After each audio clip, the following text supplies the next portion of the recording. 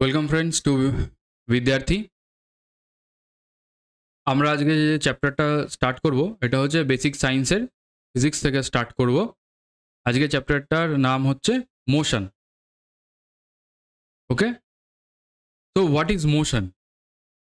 Motion is basically a change in position. তার মানে কি, কোনো অবজেক্টকে আমরা যদি এই মুহূর্তে দেখি এবং কিছুটা সময় পরে দেখি, তাহলে দেখবো যে ওই অবজেক্টের পজিশনে কোনো চেঞ্জ আসছে কিনা। ঠিক আছে, তো সবসময় মনে রাখবে যে change in position but with respect to time. ঠিক আছে, ডাব্লিউআরটি এই অ্যাব্রিভিয়েশনটা আমি থ্রু আউট লেকচার ইউজ করব।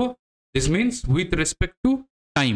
ওকে, তো motion is change in position with respect to time. তার মানেটা কি দাঁড়াচ্ছে? ধরো এখানে তুমি পার্টিকেলটাকে দেখলে, এখন এ এখানে পজিশনে আছে, নেক্সট পার্টিকেলটা বি পজিশনে আছে। এবার তুমি 2 ঘন্টা পরে এসে দেখলে যে পার্টিকেলটা এতেই রয়েছে, তাহলে তুমি বলবে যে within 2 hours the particle is in rest. কিন্তু 2 ঘন্টা পরে যখন তাকে বিতে দেখবে, তার মানে বলবে ইট ওয়াজ ইন মোশন, ইয়ানি তার মানে ও নিজের পজিশনটাকে চেঞ্জ করলো। ওকে, তো simply rest and both are clear. আচ্ছা, আমি এখানে পজিশনটাকে এরকমভাবে ডিফাইন করে রেখেছি কেন রেড বক্স দিয়ে, তার কারণ হচ্ছে পজিশন যখনই আমি ডিফাইন করবো I need to define a reference point. Okay, position define করার জন্য আমার একটা রেফারেন্স পয়েন্টের দরকার। What is the reference point? যেমন আমরা ছোটবেলা ক্লাস 10, 9 10-এ গ্রাফ করেছি। গ্রাফে আমরা একটা অরিজিন পয়েন্ট থাকো, there was a origin point. Now for example if you have a coordinate 3,2, এই গ্রাফটা নিয়ে, this is the origin. If I have a position say 3,2, so 3 unit on x, 2 unit on y. Now the intersecting point will be the position of point P.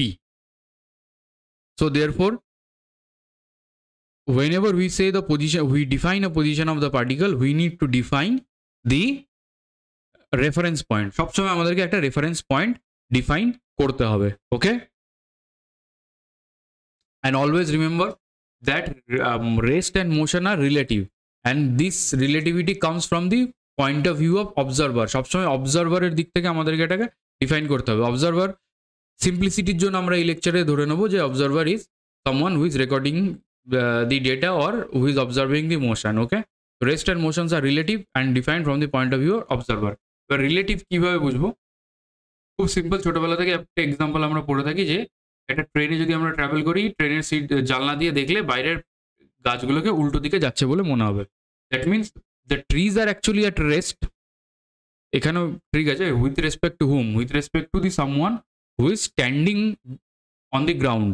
তার রেসপেক্টে ট্রিটা রেস্টে আছে, but with our respect it is moving in the backward direction. এটাকে আরও clearly বোঝার জন্য আমি যে এক্সাম্পলটা use করি, ধরে নাও দুটো প্যারালাল ট্র্যাক আছে,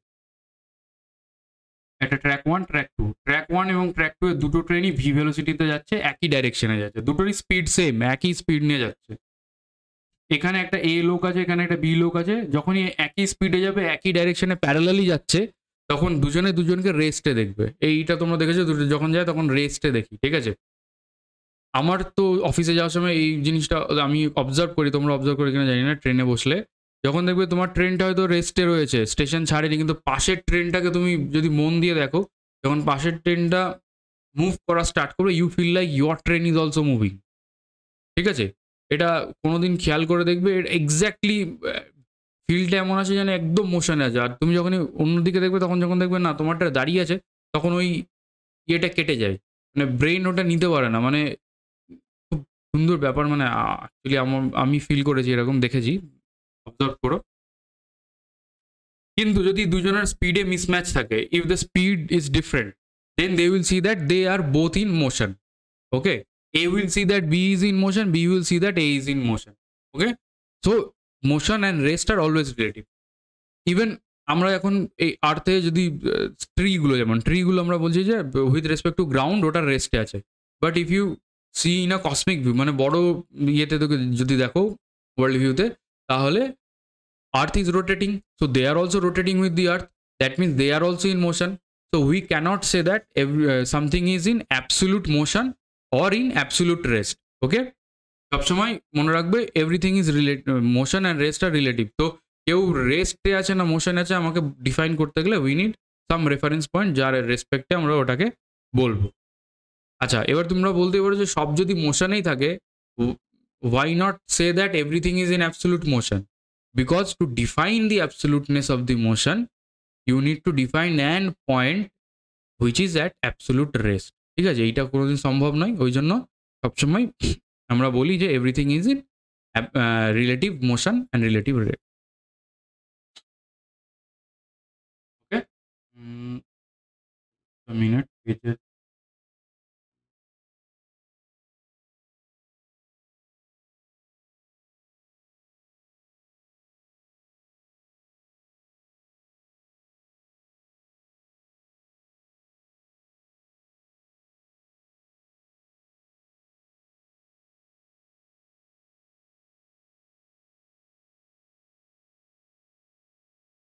Okay, friends, before moving on, let us define scalar and vector.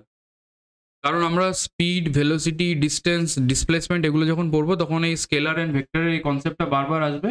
আমি চাইছি তার আগে আমরা স্কেলার অ্যান্ড ভেক্টরটাকে ক্লিয়ারলি ডিফাইন করে নিই। Scalar, vector. সাপোজ আমি তোমাদেরকে বললাম যে তোমার বাড়ির যে পজিশন তার থেকে 10 কিলোমিটার দূরে একটা ট্রেজার রয়েছে, ঠিক আছে? নাও 10 kilometre can be in this direction, it may be in this direction, it can be in this direction, it can be in any direction. So my information is incomplete unless I tell you the direction. যতক্ষণ না আমি আপনাকে direction বলছি ততক্ষণ আমার information incomplete. Okay, so vector quantities will be those quantities for which we need both magnitude and direction. আমার direction and magnitude দুটোই দরকার। যদি ডিরেকশন আর ম্যাগনিটিউড দুটো না বলি আমি একসাথে, তাহলে ভেক্টরের ডেসক্রিপশনটাই কমপ্লিট হবে না। But if I ask you, একটা ট্যাঙ্ক আছে, ট্যাঙ্কের মধ্যে কতটা জল আছে, you will simply say suppose 50 litre জল আছে। এখানে ডিরেকশনের কোনো রোলই নেই। কেউ বলবে না যে 50 লিটার জল ডাউনওয়ার্ড আছে, আপওয়ার্ড আছে, রাইট, লেফট, কোনো ইম্পর্টেন্সই নেই এখানে, ঠিক আছে? এখানে only magnitude is important. So the quantities for which only the magnitude is important, we call them scalar quantities. যার জন্য magnitude and direction দুটোই লাগবে, we call them vector quantities. Since it is a basic science lecture, আমি আর বেশি দিতে যাচ্ছি না। They have their own algebra, ঠিক আছে? ডট, ক্রস, অ্যাসোসিয়েটিভ ল, কমিউটেটিভ ল, এগুলো থাকে, এদের নিজেদের আলাদা অ্যালজেব্রা আছে। I am not going to that, আপনাদের ফিজিক্স অনার্স করার দরকার নেই। জাস্ট সিম্পল যে এক্সামগুলো আছে তার জন্য যেটুকু লাগে, দ্যাট উইল বি এনাফ। ওকে, এখানে ডিফাইন করা আছে, সাম এক্সাম্পলস আপনারা একটু দেখে নেবেন। ওকে, নাও দুটো কোয়ান্টিটি আমরা ডিফাইন করবো, distance and displacement. So what is distance and displacement? Suppose particle একটা আছে এখানে, এই ডায়াগ্রামটা দেখুন, ডায়াগ্রামটা দেখলে ভালো হয়। Okay, let's say this is the point 1 and it is a point 2. Point 1 থেকে 2 তে যাওয়ার আমার there are many ways, say A B C D F অবধি 6টা আমি ওয়ে এখানে সাজেস্ট করে রেখেছি। If I go from A using the path A, আমার একটা রকমের ডিস্টেন্স আমাকে যেতে হবে, কিছুটা পথ আমাকে যেতে হবে, কতটা কিলোমিটার সেটা আমরা দেখতে পারি এখানে। এখানে আরেকটু বেশি যেতে হবে, এখানে হয়তো একটু স্লাইটলি কম। এই যে স্ট্রেট লাইন দিয়ে যেটা টানা আছে রেড কালারের D, this will be the shortest distance. এই 1 to 2 এর মধ্যে এটা শর্টেস্ট ডিস্টেন্স। তারপরে আরও কিছুটা আছে, তারপরে এখানে আরও পেঁচিয়ে যেটা করা আছে এটাতে আরও কমপ্লিকেটেড পাথে যাব। প্রত্যেকটাতে আমাকে যে অ্যামাউন্টের ট্রাভেলিং করতে হবে সেটা আলাদা। সবচেয়ে কম ট্রাভেলিং হবে ডি পাথ ফলো করলে, ঠিক আছে? ডি, কিন্তু যদি খেয়াল করে দেখো প্রত্যেকটা পাথে আমার পজিশনের যদি চেঞ্জ আমি বলি, পজিশনের আমার চেঞ্জ কি হলো? 1 থেকে 2তেই হলো। আমি যত কমপ্লিকেটেড পাথই নিই, আমার ফাইনাল পজিশন আর ইনিশিয়াল পজিশনের মধ্যে যে চেঞ্জটা সেটা 1 আর 2 এর মধ্যেই। আমার ইনিশিয়াল পজিশন ছিল 1-এ, নেক্সট পজিশন হয়ে গেল আমার 2-তে। এইটুকুই আমার চেঞ্জ, আর এর বাইরে কিন্তু কোনো চেঞ্জ নেই, ঠিক আছে? তাহলে আমরা বলতে পারি যে আমার যেটা পজিশন ইন চেঞ্জ বোঝাচ্ছে, অ্যাকচুয়ালি আমার পজিশন চেঞ্জ ইন পজিশন বোঝাচ্ছে, আমার চেঞ্জ ইন পজিশন যেটা বোঝাচ্ছে সেটা কি একমাত্র ডি বোঝাচ্ছে। So we will say that D is a displacement. Rest যাই আছে সেটা that is a distance travel by me while following different different path, ঠিক আছে। So distance is the total path you covering, ঠিক আছে, total path যেটা cover করা হচ্ছে দ্যাট ইজ ডিস্টেন্স। আর displacement is the shortest path between 2 point. It will be defined by a straight line. Obviously straight line ছাড়া কোনোটা shortest হবে না। Represents your change in position and direction is important. Why direction is important? Because it is showing your change in position. তোমার পজিশনের চেঞ্জটাকে বোঝাচ্ছে। তাহলে পজিশনের change বোঝাতে গেলে 1 থেকে 2 তে গেছো না 2 থেকে 1 এ গেছো সেটা ইম্পর্টেন্ট। ওকে, তো change in position is very important here. তো ডাইরেকশনটাও খুব ইম্পর্টেন্ট হয়ে যায়। That's why displacement has a direction. আর ডিরেকশন আছে মানে displacement is a vector quantity and distance is a scalar quantity. I hope clear আছে এই অবধি। Okay, direction not important, scalar বড় বড় করে লিখে দিলাম, স্কেলার আর এটা ভেক্টর, ঠিক আছে। আচ্ছা, যদি ভেক্টর হয় এই দিক থেকে এই দিকে গেলে এটাকে আমি পজিটিভ ধরলাম, এই দিক থেকে এই দিকে গেলে এটাকে আমি নেগেটিভ ধরলাম। তাহলে যদি আমি আবার ইনিশিয়াল পজিশনে ফিরে আসি তাহলে positive minus positive negative total মিলে 0 হয়ে গেল। তাহলে displacement can be 0 but distance can not be 0। এখান থেকে এটুকু যদি ডি হয় এদিকে এইটুকু আসলে আবার ডি, তার মানে আমার টোটাল ডিস্টেন্স ট্রাভেল হয়ে গেল 2d বাট ডিসপ্লেসমেন্ট 0 হয়ে গেল। Why? Because my initial and final positions are same. Okay, আচ্ছা এখানে একটা দেখো, এ পয়েন্ট থেকে তুমি স্টার্ট করেছিলে জার্নি, ঘুরে আবার তুমি এ পয়েন্টে চলে এলে, that means your initial and final position are same. So in this case also your displacement is 0, ঠিক আছে। নেক্সট ইজ সিমিলারলি দুটো quantity, speed and velocity. Distance, একটা ডিস্টেন্স কভার করতে আমার সার্টেন টাইম লাগবে। আমি যদি ডিস্টেন্সটাকে টাইম দিয়ে ডিভাইড করি দেন দ্যাট উইল বি স্পিড। যদি আমি ডিসপ্লেসমেন্টটাকে ডিভাইড করি টাইম দিয়ে that will be velocity. So obviously if displacement is vector then obviously velocity will also be vector. If distance is scalar so obviously speed will also be scalar. Both unit will be same, meter per second. SI unit কি হবে? দুটোরই meter per second হবে। Scalar only magnitude, only magnitude. আচ্ছা, average speed will never be 0. Why average speed never be 0? Because আমি যেভাবে যাই, আমি যদি ইনিশিয়াল পজিশনেও ফিরে আসি আমার ডিসপ্লেসমেন্ট 0 হচ্ছে কিন্তু আমার ডিস্টেন্স কোনোদিন 0 হচ্ছে না। তাহলে আমার যদি ডিস্টেন্সটা 0 না হয় তার মানে আমার স্পিডটাও 0 হবে না, কিন্তু আমার যদি কোনো কারণে ডিসপ্লেসমেন্টটা 0 হয়ে যায় তাহলে আমার ভেলোসিটি 0 হয়ে যাবে। কীভাবে হবে? ভেলোসিটি আমরা এইভাবে ডিফাইন করতে পারি, it is the final position minus initial position by time. এবার যদি আমার ফাইনাল আর ইনিশিয়াল পজিশন সেম হয়ে যায় ইন দ্যাট কেস এটা 0 হয়ে যাবে, তাহলে আমার average velocity can be 0 but average speed will not be 0। Okay, আচ্ছা যদি নিউমেরিক্যালের জন্য এটা হেল্প করবে, যদি আমাদেরকে ট্রান্সফর্ম করতে হয় কিলোমিটার পার আওয়ার থেকে মিটার পার সেকেন্ডে সিম্পলি 5/18 দিয়ে মাল্টিপ্লাই করে দেবো, যদি রিভার্সটা করতে হয় 18/5 দিয়ে মাল্টিপ্লাই করে দেবো। এখানে একটা শর্ট কোশ্চেন আছে দেখুন, স্পিড দিয়ে কি বলছে, an object travel 16 metre in 6 second. প্রথম 16 মিটার কত সেকেন্ডে গেছে? 6 সেকেন্ডে। Then another 16 metre in 2 second, ঠিক আছে। আনাদার 16 মিটার কত সেকেন্ডে গেছে? 2 সেকেন্ডে গেছে। তো অ্যাভারেজ স্পিড কি হবে? অ্যাভারেজ স্পিড ভি সে টোটাল ডিস্টেন্স কত? 16 + 16, টোটাল টাইম 6 + 2, ইউনিট কি? Metre per second. করুন 32/8 ইয়ানি তার মানে কত দাঁড়াচ্ছে? It is 4 metre per second. Okay,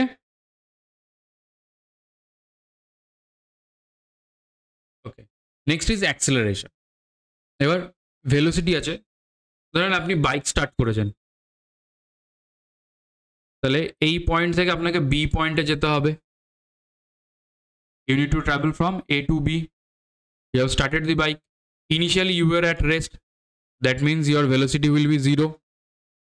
started, you increase the velocity, after some point you will reach peak, say it is 80 kilometers per hour, এটা আপনার পিকে পৌঁছালেন।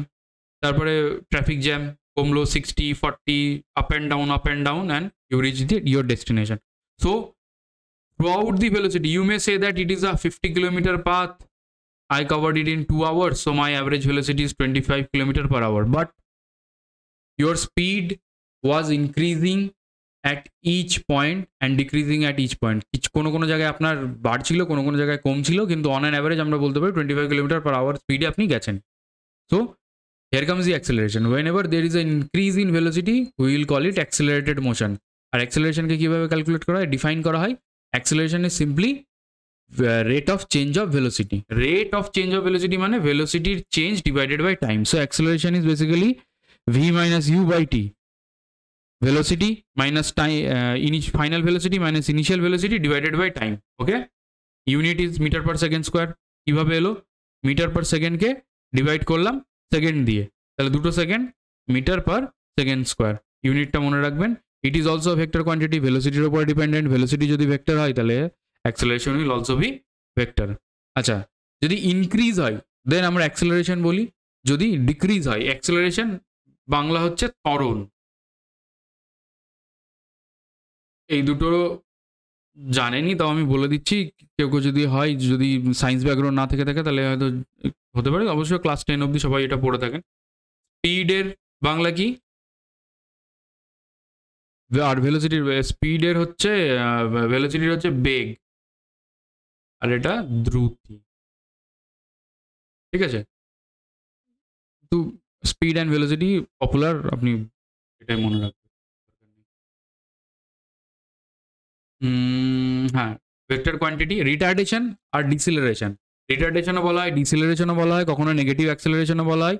দিস মিনস মন্দন, তার মানে ডিক্রিজ ইন ভেলোসিটি। যখনই ব্রেক অ্যাপ্লাই করবো velocity decrease হবে, তখন আমরা বলবো রিটার্ডেশন হচ্ছে। That means final velocity will be less than initial velocity. Okay, যেখানে নিউমেরিক্যালটা দেখি, এগুলো আমি এনসিআরটি বুক থেকে পিক করেছি, আপনারা ডিফারেন্ট রকমের নিউমেরিক্যাল সলভ করে দেখতে পারেন। Starting from a stationary position, Rahul প্যাডলস।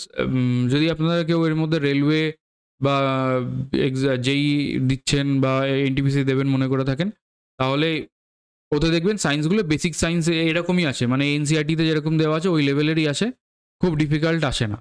তো এগুলো করে গেলে আই হোপ আপনারা ক্লিয়ার করতে পারবেন। আর সিন্স সামনে রেলওয়ের এক্সামগুলো আছে, আই উইল মেক শিওর কি আমি 2-4টে লেকচার হয়ে যাক, আপনারাও একটু কনসেপচুয়াল ক্ল্যারিটি আসুক, একটু পড়ে নিন, তারপরে আমি প্রিভিয়াস ইয়ার কিছু করাবো, বা হয়তো ফিজিক্সের সেগমেন্টে যে কটা লেকচার আছে ওই কটা লেকচার কমপ্লিট করিয়ে আমি একটা প্রিভিয়াস ইয়ার কোশ্চেনের একটা লেকচার আপলোড করবো, সেটাতে আপনাদের কোশ্চেনগুলো আমি প্র্যাকটিস করিয়ে দেবো। তাহলে আপনারা কনফিডেন্স পেয়ে যাবেন যে হ্যাঁ এরকমই প্রিভিয়াস ইয়ারে এসছে, তো হোপফুলি ওই ধরনের কোশ্চেন করলে হয়ে যাবে। Starting from a stationary position, stationary position মানে রেস্ট থেকে স্টার্ট করলো। Rahul pedals his bicycle to attain a velocity of 6 metre in 30 second. Velocity কত অ্যাচিভ করলো? 6 মিটার ইন 30 সেকেন্ড। তারপরে ব্রেক অ্যাপ্লাই করলো, ভেলোসিটি ডিক্রিজ হলো 4 মিটার পার সেকেন্ড। টাইম লাগলো কত? 5 second. Calculate acceleration in both the cases.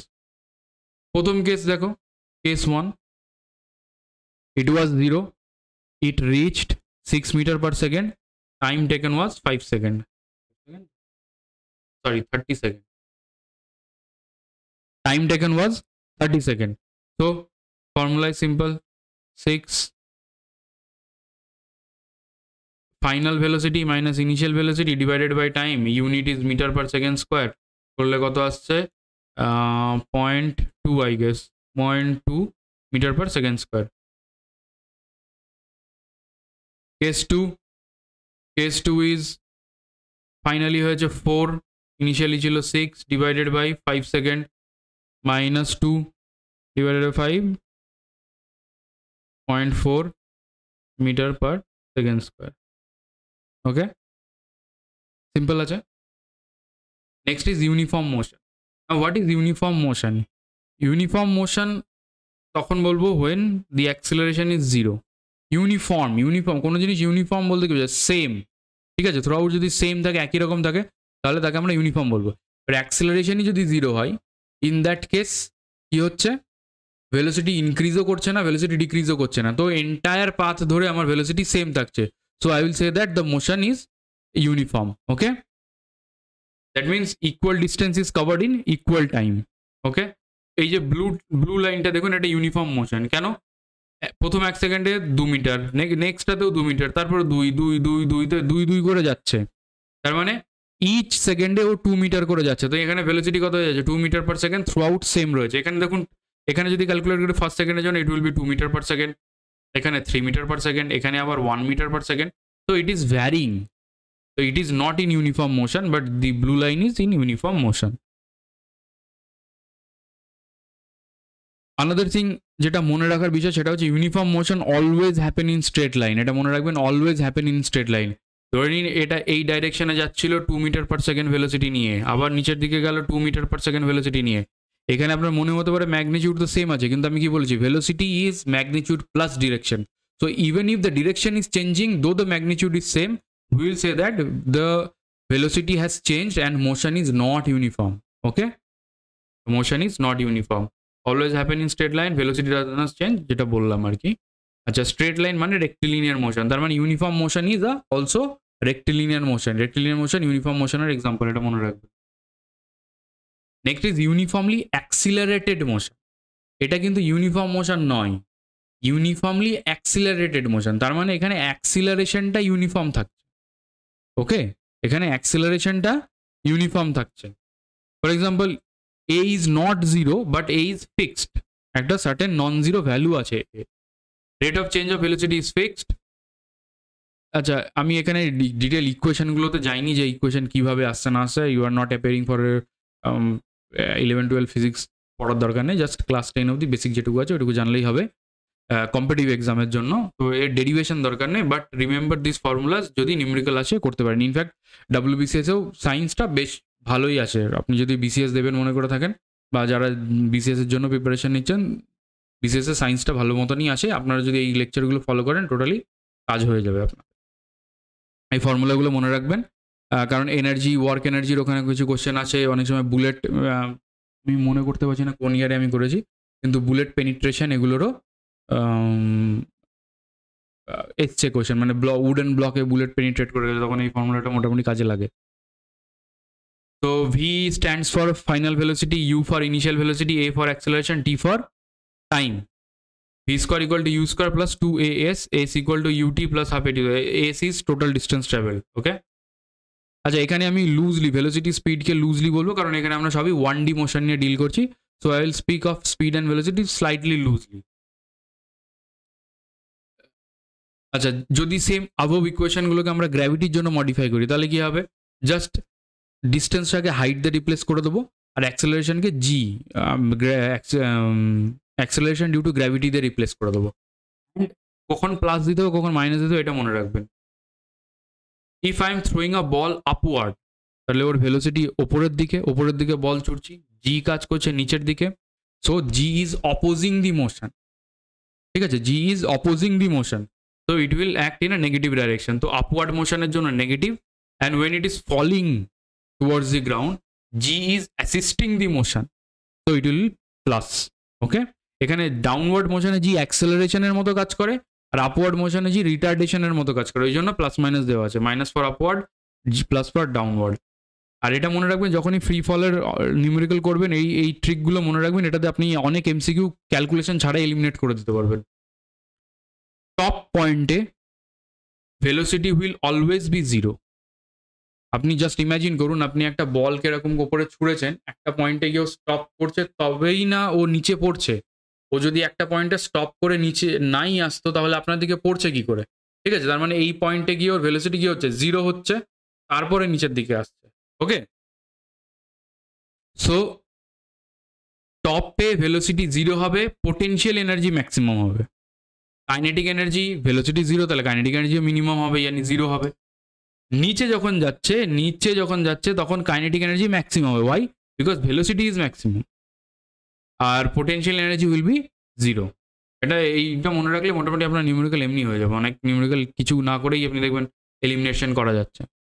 Uniformly accelerated motion, uniform accelerated মোশনে average velocity কী করে বের করবো? যদি আপনার ইনিশিয়াল এবং ফাইনাল দেওয়া থাকে, it is simply the arithmetic mean, তাহলে অ্যাভারেজ ভেলোসিটি কী হবে? u প্লাস v/2, ঠিক আছে।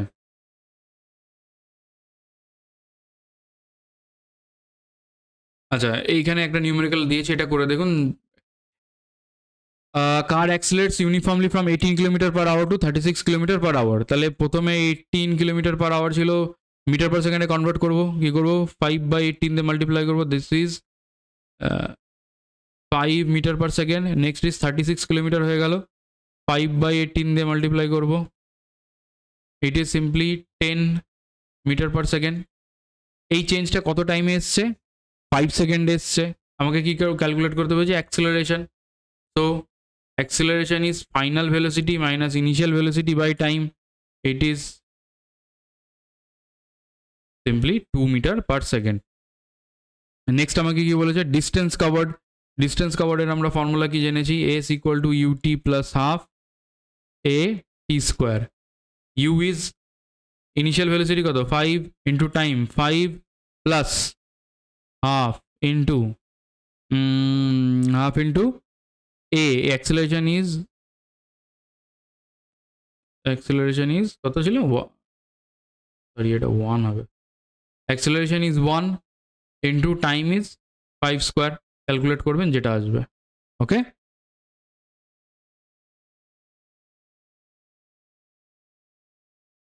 আচ্ছা নেক্সট ইজ গ্রাফ। আচ্ছা, গ্রাফটা করানোর আগে আমি ইউনিফর্মলি সার্কুলেটেড মোশনটাকে একবার বলে দিই, দেন আমরা গ্রাফগুলোতে যাব। ইউনিফর্ম সার্কুলার মোশন কি? দেখেন এখানেও নামের মধ্যে ইউনিফর্ম আছে, but it is not a uniform motion. মনে রাখবেন, it is not uniform motion. আমি কি বলেছিলাম? even if the velocity is changing, then we will then also if the direction is also changing, then the velocity is also changing in overall, যদিও magnitude same থাকতে পারে। একটা circular motion হলে velocity সবসময় তার ট্যানজেন্ট বরাবর থাকে। যদি একটা বৃত্ত নিয়ে আমরা, বৃত্তের মধ্যে সার্কুলার মোশন হচ্ছে, তার মানে একটা বৃত্ত বরাবর ঘুরছে, বৃত্ত বরাবর যদি ঘুরে থাকে তাহলে বৃত্তের যে স্পর্শক হবে, ট্যানজেন্ট হবে, ট্যানজেন্টটা হচ্ছে ভেলোসিটির ডিরেকশনকে শো করে। তাহলে ইচ মোমেন্টে ট্যানজেন্ট যদি আমরা ড্র করি, তার মানে আমরা দেখছি কি ভেলোসিটি ডাইরেকশন ইচ মোমেন্টে চেঞ্জ হচ্ছে। So since if the direction of the velocity is changing, so we will say that it is not in uniform motion. That means velocity is also changing. What is remaining fixed is the speed part. Velocity কে আমরা কি বলতে পারি? Magnitude plus direction. আর speed কি? শুধু magnitude. তাহলে আমি বলতে পারি velocity is simply speed plus direction. তো ডিরেকশনটা আমার চেঞ্জ হচ্ছে, ডিরেকশনটাকে আমি বাদ দিয়ে দিলাম, তাহলে কি পড়ে থাকলো? আমার স্পিড। তার মানে আমার স্পিডটা একমাত্র ফিক্সড। ওকে, স্পিডটা একমাত্র আমার ফিক্সড। তাহলে স্পিড যদি ফিক্সড হয়, তাহলে সেই স্পিড নিয়ে এটা ঘুরছে, ঠিক আছে?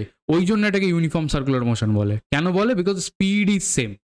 আচ্ছা, এবার টুয়ার্ডস দি সেন্টার যে অ্যাক্সেলারেশনটা কাজ করে, টুয়ার্ডস দি সেন্টারে যে অ্যাক্সেলারেশনটা কাজ করে, যখন দেখবেন নাগরদোলা টোলা ঘুরেছেন, তখন দেখবেন বাইরের দিকে একটা ঠেলা দেয়, ওইটাকে আমরা বলি সেন্ট্রিফুগাল ফোর্স, যেটা এই সেন্টার, টুয়ার্ডস দি সেন্টারের যে ফোর্স হয় তার অপোজিটে কাজ করে, এটাকে বলা হয় সেন্ট্রিফুগাল। আর ইনওয়ার্ড অ্যাক্সেলারেশনটাকে বলবো আমরা সেন্ট্রিপিটাল। ঠিক আছে, দুটোর ওই magnitude same. And the centripetal acceleration described as v square by r. এর ম্যাগনিটিউড কীভাবে বের করতে হয়? আমাদের V square by R.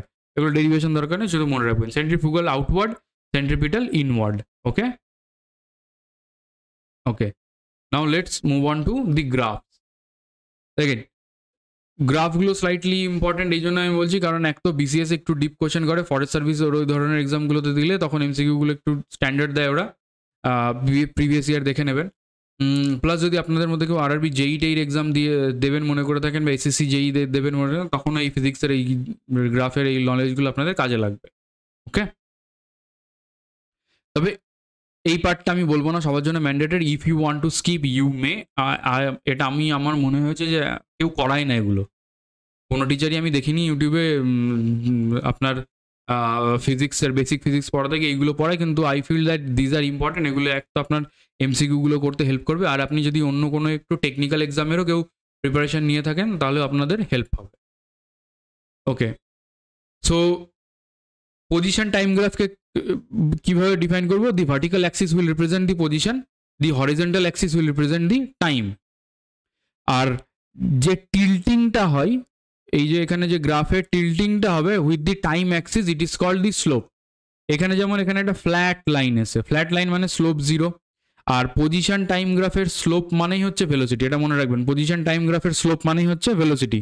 So এখানে ফ্ল্যাট কার্ভ মানে পজিশন স্লোপ জিরো, তার মানে ভেলোসিটিও আমার zero. That means the particle is it rest. 1 ঘন্টা পরেও যা দেখবো, 2 ঘন্টা পরেও দিই, 3 ঘন্টা 4 ঘন্টা যতক্ষণই পরেই আসি আমি, সেম পজিশনে আছে, তার মানে অবজেক্ট ইজ ইন রেস্ট। তাহলে রেস্টের জন্য পজিশন টাইম গ্রাফ কিরকম হবে? প্যারালাল টু টাইম অ্যাক্সিস, মনে রাখবেন।